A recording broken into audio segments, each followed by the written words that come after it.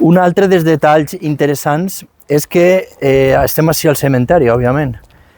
En poc espai podeu comprovar i conèixer ben bé dos estils artístics diferents i ben marcats, com és l'art nouveau o modernisme i l'art déco. ¿Vale?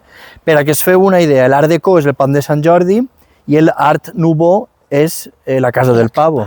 La Casa del Pavo, la Casa del Pavo. Qui no sap això? La Casa del Pavo, ja mama, perquè nosaltres parlem per molta gent i igual no coneixen la Casa del Pavo, no passa res. Este és un exemple d'art nouveau, és a dir, inspirat en la natura, formes orgàniques. De fet, està considerat el millor panteó funerari a partir de 2017. Val?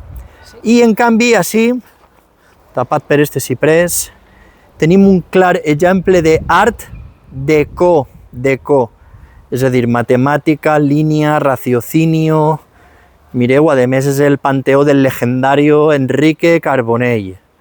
Vol dir que en escassos metres, perfectament, podem entendre bé les diferències d'art déco. Este és art déco i este és art nouveau. Bueno, i per ahí Natura, també n'hi ha més. també n'hi ha més, però natura, formes orgàniques, totalment en connexió en el medi, i línia, raciocinio, matemàtiques, art nouveau. Art déco, art déco, art déco, art déco, art nouveau. Art déco, art nouveau.